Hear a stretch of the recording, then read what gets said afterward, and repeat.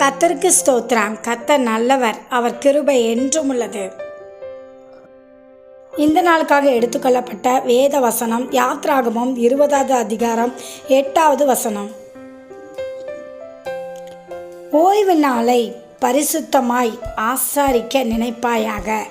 ஆமென். இதை பார்த்து கொண்டிருக்கிற பிரியமான சகோதர சகோதரிகளே, இது கர்த்தர் கொடுத்த கட்டளை.